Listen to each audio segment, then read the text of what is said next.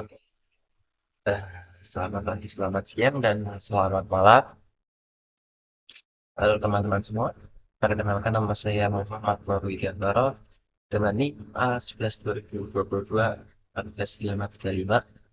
Saya berasal dari Fakultas TI Udinus dan kebetulan pada kesempatan kali ini saya akan mempresentasikan hasil belajar saya membuat machine learning.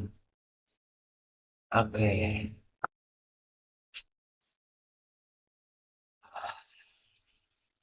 pada kesempatan kali ini saya akan mempresentasikan hasil belajar saya. Yang pertama yaitu membahas bagaimana cara membuat aplikasi machine learning untuk prediksi penyakit berdasarkan gejala. Kita akan menggunakan dataset dari Kaggle, yaitu dataset gejala atau ibaratnya kayak apa yang diderita oleh pasien seperti itu. Nanti hasil outputnya akan berupa eh, nama penyakit atau apa yang diderita oleh pasien tersebut. Lalu di sini kita akan menggunakan dataset gejala dan itu melalui pelatihan model tenaga XGBoost sampai bisa menerima input dari user berupa daftar gejala dan akhirnya mengeluarkan prediksi top 3 kemungkinan penyakit. Oke, selanjutnya kita langsung lanjut ke bagian codingnya. Oke. Untuk yang bagian pertama, yaitu kita mengupload dataset ke Google Colab. Langkah pertama, yaitu kita upload dataset ke Google Colab. Kita pakai Pandas, membaca file CSV, fungsi dari Pandas tersebut. Nah, yang kedua, kita tampilkan ukuran dataset dan beberapa baris awal. Tujuannya adalah memastikan data berhasil masuk dan siap untuk diproses. Dan untuk hasilnya adalah seperti yang di bawah ini. Oke, mari kita coba jalankan terlebih dahulu supaya eh kita tahu bagaimana alurnya. Oke, di sini kita diperintahkan untuk memilih file atau dataset CSV yang sudah kita unduh sebelumnya dari Kaggle. Oke, untuk tampilan hasilnya seperti yang ada di layar, seperti ini, itu yang sudah diurutkan dan diproses. Oke, untuk yang kedua, itu menentukan target dan fitur. Ya, menentukan target dan fitur. Jadi, eh, kita tentukan kolom target yaitu dataset, disease, disease kalau nggak salah ya. Dan kolom fitur adalah kumpulan gejala. Jadi, nanti model akan belajar bagaimana gejala-gejala berhubungan dengan penyakit tertentu. Nah, untuk selanjutnya yaitu kolom bagian 3 yaitu tentang processing data. Nah, bagaimana sih processingnya? Cukup panjang atau bagaimana sih prosesnya tersebut itu berjalan? Mungkin untuk proses ini akan memerlukan waktu yang cukup panjang. Karena yang pertama, kita konversi data kategori seperti yes or no, true or false menjadi angka satu atau nol. Jadi cuma hanya bisa mempunyai satu pilihan saja antara satu dan nol. Dan seperti itu aja kayak biner lah teman-teman gitu. Kalau ada kolom teks berisi gejala gabungan, kita pecah menjadi token-token gejala. Lalu kita buat one hot encoding. Misalnya, kalau ada gejala headache, headache atau pusing, kita buat kolom sistem headache dengan nilai 1 kalau pasien punya gejala itu. Yang selanjutnya, setelah semua gejala terpisah jadi kolom-kolom numerik, kita pastikan nilainya berubah integer 0 atau 1. Untuk target, yaitu penyakit, kita encode menggunakan label encoder supaya bisa dipahami model-modelnya. Kita lanjut. Oh, sebelum itu, kalau kalian ingin tahu hasil dari codingan pada kolom ketiga ini, seperti inilah. Seperti yang sudah saya jelaskan tadi, eh, kita berlanjut ke bagian nomor 4, yaitu split data. Ya kan? Nah, di bagian split data ini, kita bagi data menjadi train dan test dengan proporsi 80:20, serta menggunakan Stratify agar distribusi penyakit seimbang di kedua dataset. Yang selanjutnya, untuk garis nomor 5, oh maaf, ini error karena program yang atas belum kita jalankan sebelumnya. Jadi kita jalankan terlebih dahulu supaya untuk program kita yang selanjutnya tidak terjadi error malfunksi. Oke, yang kelima ini. Untuk yang bagian kelima ini, kita melatih model XGBoost. Sekarang, kita gunakan XGBoost Classifier, salah satu algoritma machine learning yang powerful untuk klasifikasi. Parameter yang dipakai antara lain N estimator sama dengan 500, max deep sama dengan 8, learning rate 0,05, dan lain-lain. Seperti yang ada pada pembinaan ini.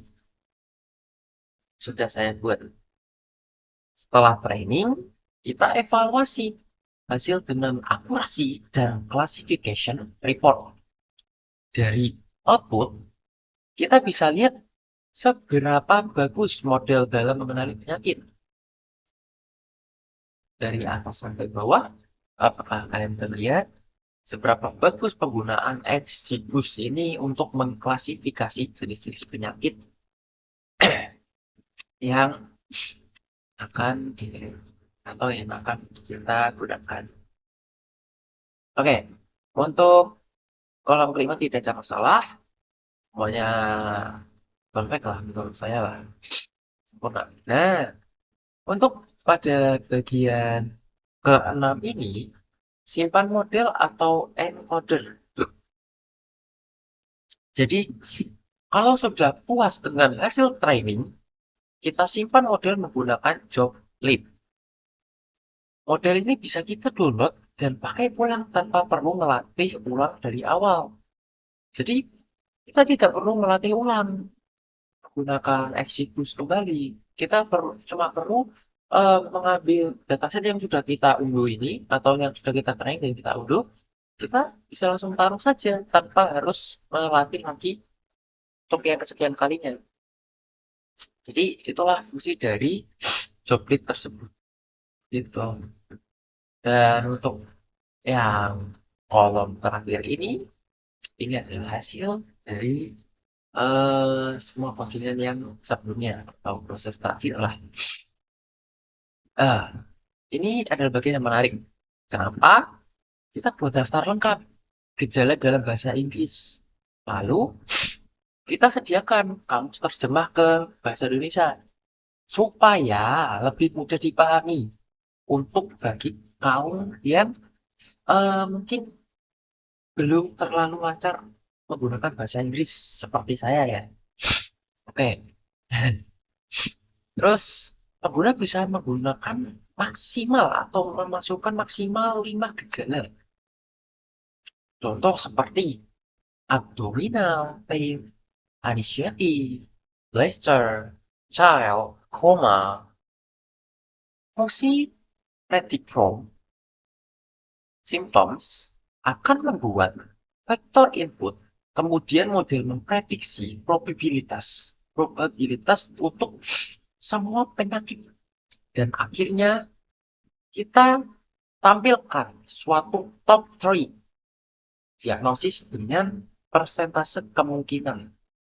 Dengan cara ini, aplikasi bisa jadi semacam sistem pendukung algoritma medis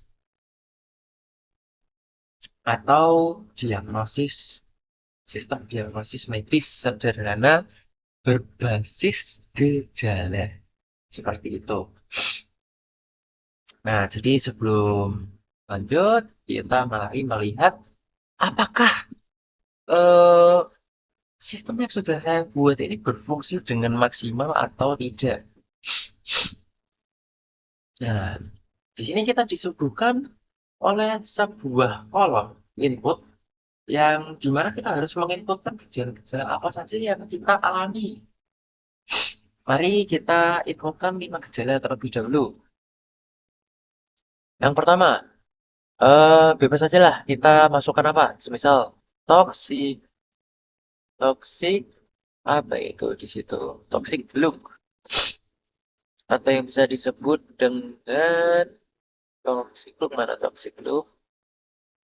Mana ya tadi? Toxic look atau wajah keracunan. Nah, kita samakan persis ya. Typos. Typos. Oke. Setelah itu koma. Terus kita lanjut ke stomach. Stomach. Stomach. Stomach pain atau sakit perut ya kan. Jadi perut. Yang selanjutnya yaitu kita coba ke ruam kulit ya, skin rush. Mana ini? Pain sudah. Kita coba ke skin rush. Rush. Oke, skin rush. Selanjutnya yaitu kita coba inputkan lagi runny nose atau hidung berair. Runny nose. Nose. Oke. Udah berapa? Udah 4 sepertinya. Kurang satu lagi. Kita tambahkan mual, nausea. Nausea. Nausea. Oke. Apakah program yang saya jalankan ini akan berhasil atau tidak? Kita buktikan pada hasil kali ini. Oke. Nah, sudah enter. Maka hasilnya adalah, wah, kenapa kok bisa seperti ini? Karena kemungkinan besar diagnosis yang kita masukkan itu atau gejala yang kita masukkan itu mungkin tidak apa namanya tidak berkaitan. Jadi persentasenya yang dialami sangat sedikit. Jadi cuma cenderung dua kemungkinan saja yang mendekati 50%, tapi tidak sempurna lah. Berarti untuk yang data yang kita inputkan itu sebenarnya tidak valid. Nah, coba kita menginputkan yang valid saja supaya persentasenya yang bisa kita lihat itu besar gitu loh. Coba kita sesuai contoh ya. Hasilnya akan seperti bawah ini. Nah, kita bisa lihat top 3 diagnosisnya yaitu hepatitis E sama hepatitis. Tapi yang paling besar hepatitis E karena dari gejala-gejala yang sudah kita inputkan, hepatitis E adalah penyakit yang paling cocok dengan gejala yang kita inputkan tersebut. Jadi begitulah hasil dari pembelajaran yang sudah saya pelajari dari matkul machine learning ini. Jadi bagaimana tadi kita membangun model prediksi penyakit dari data gejala menggunakan XGBoost di Google Colab, terus mulai upload dataset, processing, training, sampai bisa dipakai untuk memprediksi iteratif. Tentu saja model ini hanya bagian alat bantu, bukan pengganti dokter ya. Jangan disamakan.